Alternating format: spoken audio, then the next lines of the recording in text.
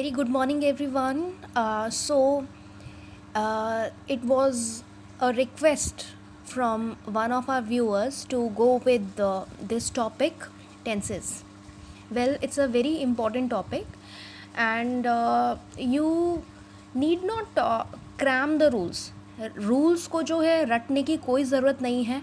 कोई भी रटी हुई जो चीज़ होती है, जो क्रैम चीज़ होती है, वो आप एक लंबे टाइम तक याद नहीं रख सकते, है ना. कि इसकी बजाय आपको क्या चाहिए कि आप उसे समझ लीजिए. ठीक है. You need to understand the things, and once you understand anything, that thing is it will remain with you forever, right? So you just need to understand how to use them in conversations. They are not something that you need to learn and cram for exam point of view, not at all. Sometimes some of my students say, ma'am ये topic जो है इतना लेंदी है, इतना vast है ये topic, और जो एग्ज़ाम होता है उसमें कितने क्वेश्चंस आते हैं टेंसेस के, बहुत ज़्यादा नहीं आते, लेकिन हमको पढ़ना इतना पड़ता है इसके लिए.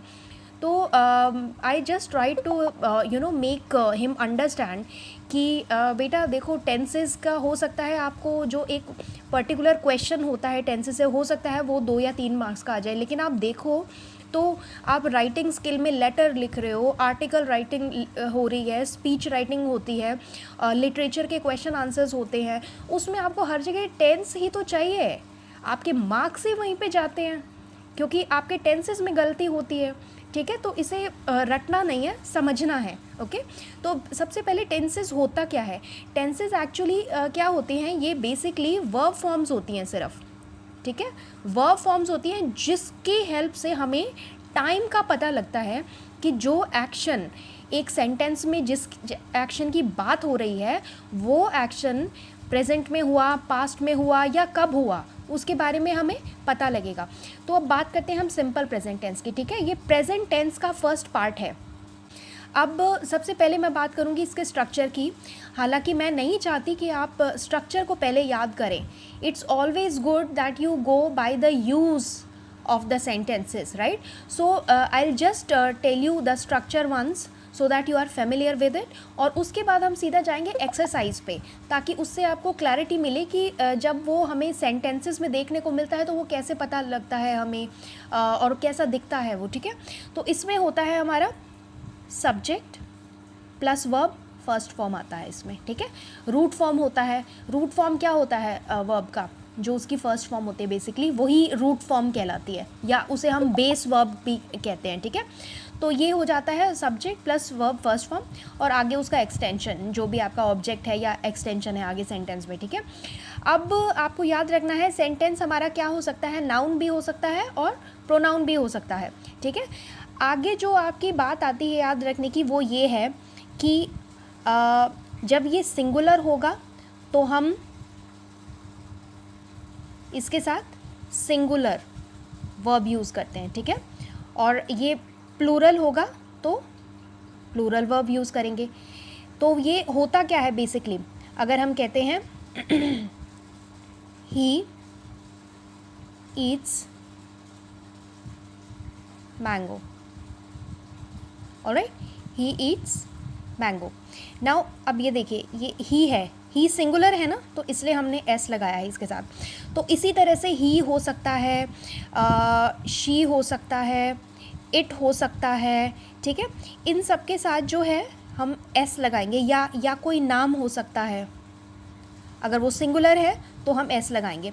अब आपको यहाँ पे ये बात याद रखने की है, जब मैं कह रही हूँ कि सिंगुलर के साथ हम एस लगाएंगे, तो आपको यहाँ पे याद रखना है कि आई, मैं, जो कि सिंगुलर होता है ना, लेकिन भाई ये जो मैं है ना, ये अपने आप को बहुत बड़ा समझता है. ठीक है. हम अपने आप को बहुत इंपॉर्टेंस देते हैं. तो आपको इसी तरीके से याद रखना है कि भाई मैं तो बड़ा है, तो ये बोलता है कि मैं तो अपने साथ प्लूरल वर्ब ही लूँगा. ठीक है. मैं सिंगुलर वर्ब में काम नहीं करने वाला. तो आई के साथ अगर हम यूज़ करेंगे तो हम आई ईट करेंगे, ना कि ईट्स. ठीक है. इसी तरह से आई के जैसा यू भी है. अब यू आपको मालूम होगा कि यू में 1 भी आता है और यू में 20 भी आते हैं. ठीक है. हम एक बंदे से बात करें तब भी हम ये कहते हैं यू. और 20 से कर रहे हैं तब भी हम यू बोलते हैं। तो इसके साथ हम प्लूरल वर्ब यूज़ करेंगे, ठीक है, यानी कि यू ईट, ठीक है। अब बात आती है सिंपल, ये हमने सिंगुलर का डिस्कस कर लिया। तो इसी तरह से अगर प्लूरल है तो हम एस ई एस नहीं लगाएंगे, दे हो गया, वी हो गया, ठीक है, और या आ गया हमारा राम एंड श्याम आ गया, तो इनके साथ क्या हो जाएगा, हम ये फॉर्म यूज़ करेंगे, दे ईट। इस तरह से हम एस या ई एस नहीं लगाएंगे। आई होप आपको यहाँ तक जो हैं वो चीज़ें वो क्लियर हैं। See I have written a few sentences here with the help of which I'll let you know what are the situations in which a simple present tense is used, okay? तो हम एक के बाद एक ये सारे sentences जो हैं हम पढ़ेंगे और सीखेंगे कि किस तरह के sentences में जो है हम वो simple present tense use करते हैं। First sentence is Ravi drinks tea every morning। अब ये देखिए इसमें आप इसमें क्या है, रवि जो है वो हर सुबह में चाय पीता है, ठीक है। तो एक्चुअली अगर हम ये देखें तो ये क्या है, ये उसका एक हैबिचुअल एक्शन है। हैबिचुअल एक्शन क्या होता है, जो उसकी एक कोई ऐसा एक्शन जो उसकी एक्चुअली हैबिट बन चुका है, ठीक है, क्योंकि वो उसे हर रोज़ करता है, ठीक है। तो सिंपल प्रेजेंट टेंस जो है हम ऐसी चीज़ों में यूज़ करते हैं, ऐसे सेंटेंसेस में यूज़ करते हैं जिसमें हम अपने हैबिचुअल एक्शंस की बात करते हैं, ठीक। आपको देखना है कि कौन सा तरीका आपको सूट कर रहा है। अगर आपको इस चीज़ से हेल्प मिलती है कि हर चीज़ को आप हिंदी से रिलेट करके चलें तो आप वैसे चलिए। अगर आपको डायरेक्ट मेथड से समझ में आता है इंग्लिश टू इंग्लिश तो आप वैसे चलिए, ठीक। तो इन सारे सेंटेंसेस को अगर हम हिंदी में बोलते हैं तो ये सारे वो सेंटेंसेस हैं जिसमें लास्ट में ता है, ते हैं या ती है आता है, ठीक है। तो आपको ये एक और भी हेल्प मिल सकती है यहाँ से कि जो भी सेंटेंसेस जिसमें लास्ट में ता है, ती है, ते है आता है वो एक्चुअली सिंपल प्रेजेंट टेंस होते हैं। अगर हम इसको भी देखें तो ये भी वही है, रवि हर सुबह चाय पीता है, ओके। तो ये हमारा क्या हो गया, ये हमारा हो गया हैबिचुअल एक्शन, ठीक है, हैबिचुअल एक्शन। नेक्स्ट देखते हैं, the sun rises in the east. सूरज जो है वो पूरब में उगता है, ठीक है, इसमें भी उगता है, ठीक है। अब आपको यहाँ पे ये देखने की ज़रूरत है कि ये जो है ये एक यूनिवर्सल ट्रूथ है ना। यूनिवर्सल ट्रूथ क्या होती है, जो कि पहले से ऐसी ही थी, अब भी ऐसी है और कल भी रहेगी ऐसी। ऐसा तो नहीं है ना कि आज ये सूरज जो है पूरब में उग रहा है और कल पश्चिम में उग जाएगा, नहीं, it is going to remain the same, ठीक है। तो ये कौन सी होती हैं, ये होती हैं यूनिवर्सल ट्रूथ जो कि कभी चेंज नहीं होने वाली हैं। The road leads to Delhi, यह रोड दिल्ली को जाती है, ठीक। तो it is used for facts, general facts. Now next is Mr. Bhardwaj teaches us English. तो मिस्टर भारद्वाज हमें इंग्लिश पढ़ाते हैं। तो ये क्या है, ये सच्चाई है करंट टाइम की। अभी क्या हो रहा है, हमें अभी कौन पढ़ाता है, मिस्टर भारद्वाज पढ़ाते हैं। तो ये क्या हो जाता है, जो एक फैक्ट है सिर्फ अभी के लिए, हो सकता है कल को चेंज हो जाए, कल को कोई और टीचर आ जाए, कोई और हमें पढ़ाने लग जाए, लेकिन अभी जो फैक्ट है एट प्रेजेंट वो क्या है, मिस्टर भारद्वाज जो है वो हमें इंग्लिश पढ़ाते हैं। Now next is the school reopens in July, okay. अब ये क्या है, ये इम्पॉर्टेंट है अब आपके लिए। रीओपन्स इन जुलाई, जो सिंपल प्रेजेंट टेंस होता है वो कभी कभी हम यूज़ कर सकते हैं उसको फ्यूचर इवेंट के बारे में बात करने के लिए। अब मान लो ये मई चल रहा है और हम बात कर रहे हैं जुलाई की, तो ये हो तो गया फ्यूचर, है ना, लेकिन हम टेंस यूज़ कर रहे हैं प्रेजेंट, सिंपल प्रेजेंट टेंस, ठीक है। तो इसमें भी एक सिंपल हम फ्यूचर के बारे में भी, एक प्लान्ड इवेंट के बारे में भी बात करने के लिए हम सिंपल प्रेजेंट को जो है यूज़ करते हैं, ठीक है। तो ये कौन सा हो गया हमारा फ्यूचर प्लान को बताने के लिए भी हम इसे यूज़ करते हैं। नेक्स्ट है the lion grabs the mouse.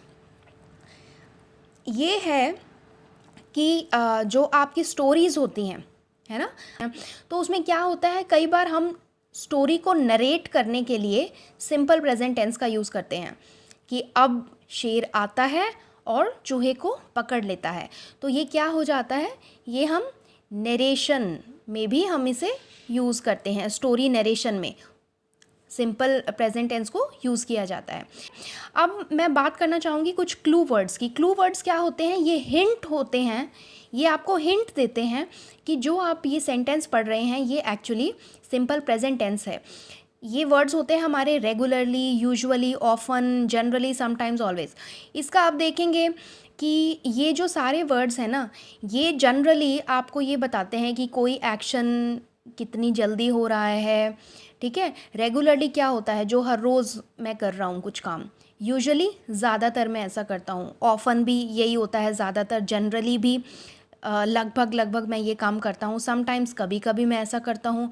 Always मैं हमेशा ऐसा करता हूँ। और नेवर भी हो सकता है यहाँ पे, कभी नहीं करता हूँ, है ना। तो ये हमारे क्लू वर्ड्स होते हैं जो कि हमेशा आपको, हमेशा नहीं, 90% आपको ये जो हमारे सेंटेंसेस होते हैं सिंपल प्रेजेंट टेंस, वहाँ पे आपको मिल सकते हैं। ये देखिए मैंने एक एक्सरसाइज निकाली है अभी, और आई एम श्योर कि इसको सॉल्व करने के बाद जब हम इसे डिस्कस करेंगे, इसे सॉल्व करेंगे, तो आपके सारे डाउट्स क्लियर हो जाएंगे, और जो भी कन्फ्यूजन अगर अभी भी है वो भी आई एम श्योर क्लियर हो जाएगी। फर्स्ट सेंटेंस पढ़ते हैं। इसमें हमें क्या करना है, fill in the blanks with appropriate form of verbs in the bracket. He usually, ये देखिए मैंने आपको अभी अभी बताया ना कि ये क्लू वर्ड होता है यूजुअली, ज़्यादातर। Okay, he usually dash by car. तो यहाँ पे हमारा, हम ये देखेंगे कि ये सिंगुलर है तो क्या आ जाएगा, travels. He usually travels by car, वो ज़्यादातर जो है वो ट्रैवल करता है कार से, ठीक है। Raman dash catching butterflies. तो रमन फिर से हमारा जो है सिंगुलर है तो लाइक्स आ जाएगा। Raman likes catching flower. ये देखो उसकी प्रेफरेंस की बात कर रहा है कि वो उसे क्या पसंद है और क्या नहीं। तो उसमें भी हम सिंपल प्रेजेंट यूज़ करते हैं। जैसे हम कहते हैं ना कि नहीं, मैं ऐसा करना पसंद नहीं करता, मैं पेंटिंग करना पसंद करता हूँ, मैं खाना बनाना पसंद करता हूँ। तो प्रेफरेंस में भी हम सिंपल प्रेजेंट टेंस यूज़ करते हैं। Okay, the family dash to church every Sunday goes to, ठीक है। फैमिली, क्योंकि फैमिली में मेंबर्स कई हैं लेकिन फैमिली तो एक ही है ना। और ये देखो यहाँ पे आपका फिर से एक क्लू वर्ड आ गया, एवरी संडे। हर संडे को जाते हैं, तो ये उनका रूटीन है हर संडे का, ठीक है। The Muslims dash there dead. The Muslims, अब ये देखो यहाँ पे मुस्लिम्स जो है वो प्लूरल आ गया है ना। तो इसलिए हम बेरीज नहीं करेंगे, हम करेंगे बेरी, बेरी देयर डेड। यानी कि जो मुस्लिम्स हैं वो, उनके जो कोई डेथ हो जाती है तो उनको वो दबाते हैं नीचे। बेरी मीन्स दबाना, ठीक है। तो ये भी एक फैक्ट है। तो आप देख रहे हैं कि किस तरह से जो जो चीज़ें हमने अभी अपने उसमें डिस्कस की हैं पहले सेंटेंसेस में, वो सब चीज़ें यहाँ पे आ रही हैं। अब यहाँ पे ये देखिए, ये बहुत इंपॉर्टेंट है। यहाँ पे गलती कर जाते हैं हम लोग। Change the following sentences into negative form. अभी जो हमने सारे जो सेंटेंसेस डिस्कस किए हैं वो क्या हैं, वो पॉजिटिव सेंटेंसेस थे, राइट, अफर्मेटिव थे।